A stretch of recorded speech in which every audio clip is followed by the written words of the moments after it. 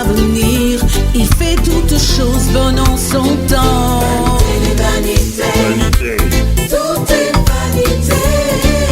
Vanité des vanités. Que sert-il à l'homme de gagner ce monde s'il doit perdre son âme? Vanité des vanités, tout est vanité. Vanité des vanités. Que sert-il à l'homme de gagner ce monde s'il doit perdre son âme? Il est temps de te donner à Dieu, ton heure a sonné. Reviens à Jésus ton sauveur qui t'a racheté.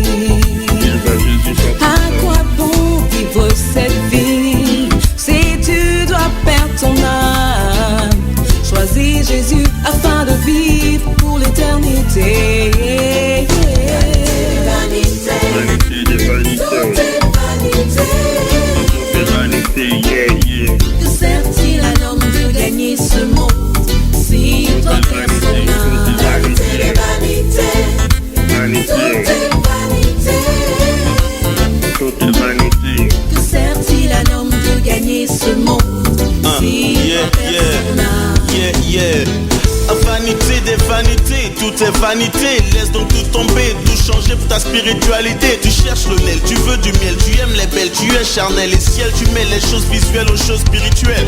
Mercedes, maîtresse, ivresse, tristesse, affaire de la terre, galère, misère. Longtemps tu tentes, ça ment, mais tu es dedans. Tu penses que ta chance avance, commence. Constance et espérance sont avec lui, puis fuis. Et suis celui qui fait le sacrifice pour te libérer du vice. Ne pas, Dieu a dit que celui qui aime ce monde peut être son ami. Choisis le Dieu fidèle, ce choix ne sera pas vain, car il te donnera la vie éternelle, la paix et la joie que ce monde ne peut te donner. Car je le répète, mon ami, ici-bas, tout est vanité. Tout est vanité. Sert-il à l'homme de gagner ce monde s'il doit perdre son âme? Vanité de vanité. Oui, ce monde ne peut rien t'apporter. Vanité de vanité. Sert-il à l'homme de gagner ce monde s'il doit perdre son âme? Vanité de vanité. Les plaisirs de ce monde te conduiront à la mort.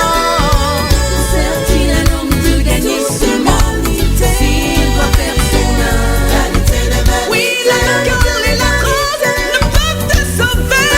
Mon ami, reviens à Jésus. Sert-il à l'homme de gagner ce monde s'il doit perdre son âme? Vanité de vanité. Oh, mon ami, reviens à Jésus.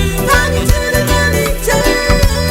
Sert-il à l'homme de gagner ce monde s'il doit perdre son âme? Vanité de vanité. Vanité de vanité. Vanité de vanité. Sert-il à l'homme de gagner ce monde s'il doit perdre son âme? Jean, chapitre 19. Alors Pilate commande d'emmener Jésus et de le frapper à coups de fouet. Les soldats tressent une couronne avec des branches épineuses. Et pour se moquer de Jésus, ils la posent sur sa tête.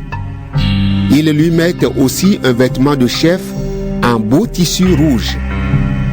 Ils s'approchent de lui et lui disent: Salut, roi des Juifs! Et ils lui donnent des gifles. Pilate sort encore une fois et dit aux Juifs: Écoutez, je vais vous amener Jésus dehors. Ainsi, vous comprendrez que je ne trouve aucune raison de le condamner. Alors Jésus sort. Il porte la couronne d'épines et le vêtement rouge. Pilate leur dit: Voici l'homme. Quand les chefs des prêtres et les gardes du temple voient Jésus, ils se mettent à crier: Sur une croix! Sur une croix! Pilate leur dit: Prenez-le vous-même et clouez-le sur une croix. Moi, je ne trouve aucune raison de le condamner. La foule lui répond: Nous avons une loi et d'après cette loi, il doit mourir. En effet, il a dit qu'il était le Fils de Dieu. Quand Pilate entend ces mots, il a encore plus peur. Il rentre dans le palais et il demande à Jésus: D'où viens-tu? Mais Jésus ne lui répond pas. Alors, Pilate lui dit: Tu ne veux pas me parler à moi? Tu ne sais donc pas que j'ai le pouvoir de te libérer et que j'ai aussi le pouvoir de te clouer sur une croix? Jésus lui répond: Tu n'as sur moi aucun pouvoir, sauf celui que Dieu te donne. C'est pourquoi celui qui m'a livré à toi est plus coupable que toi. À partir de ce moment, Pilate cherche à libérer Jésus. Mais la foule se met à crier: Si tu libères cet homme, tu n'es pas un empereur. Tous ceux qui disent « Je suis roi » sont des ennemis de l'empereur. Quand Pilate entend ces mots, il fait amener Jésus dehors. Il s'assoit sur un siège à l'endroit appelé cour pavée, qu'on appelle en hébreu Gabata. C'est la veille de la fête de la Pâque, vers midi. Pilate dit aux Juifs: Voici votre roi. Mais ils se mettent à crier: À mort! À mort! Sur une croix! À mort! À mort! Sur une croix! À mort! Pilate leur dit: Est-ce que je vais clouer votre roi sur une croix? Les chefs des prêtres répondent: Notre seul roi, c'est l'empereur. Alors, il leur livre Jésus pour qu'on le cloue sur une croix. On amène donc Jésus. Il sort de la ville en portant lui-même sa croix. Il va vers un endroit appelé le lieu du crâne, qu'on appelle en hébreu Golgotha. Là, les soldats clouent Jésus sur la croix. Ils clouent aussi deux autres hommes sur des croix, l'un à la droite de Jésus, l'autre à sa gauche. Pilate a donné l'ordre de faire une pancarte et de la fixer sur la croix. Il a fait écrire dessus: Jésus de Nazareth, le roi des Juifs. Beaucoup de Juifs lisent cette pancarte. En effet, l'endroit où on a mis Jésus sur la croix est près de la ville. Et la pancarte est écrite en hébreu, en latin et en grec. Les chefs des prêtres disent à Pilate: Ne laisse pas ce qui est écrit, le roi des Juifs, mais fais écrire: Cet homme a dit, je suis le roi des Juifs. Pilate leur répond: Ce que j'ai écrit, je le laisse écrit. Quand les soldats ont cloué Jésus sur la croix, ils prennent ses habits. Ils en font 4 parts, une pour chaque soldat. Ils prennent aussi son grand vêtement. C'est un vêtement sans couture. Il est tissé d'un seul morceau de haut en bas. Les soldats se disent entre eux: Ne le déchirons pas, mais tirons au sort pour savoir qui aura ce vêtement.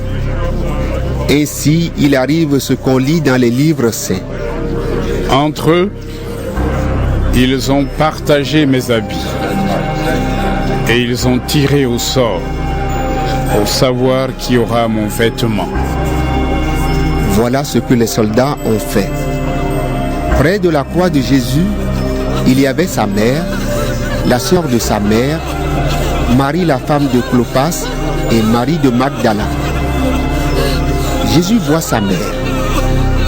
Il voit près d'elle le disciple qu'il aime. Jésus dit: Mère, voici ton fils. Ensuite, il dit aux disciples: Voici ta mère. Alors, à partir de ce moment, le disciple prend Marie chez lui. Après cela, Jésus sait que tout est fini. Tout ce qu'on lit dans les livres saints doit arriver. C'est pourquoi Jésus dit: J'ai soif. Il y a là un récipient plein de vinaigre. Les soldats trempent une éponge dans le vinaigre. Ils mettent l'éponge au bout d'une branche et ils l'approchent de la bouche de Jésus. Jésus prend le vinaigre. Ensuite, il dit, « Tout est fini. » Il baisse la tête et il meurt. C'est le jour où on prépare le sabbat. Les chefs juifs ne veulent pas que les corps restent sur les croix pendant le sabbat. En effet, ce sabbat est un jour particulièrement important. Ils vont donc demander à Pilate, « Fais-leur casser les jambes et fais enlever les corps. » Les soldats viennent près des hommes mis en croix avec Jésus. Ils cassent les jambes du premier, puis celles du deuxième.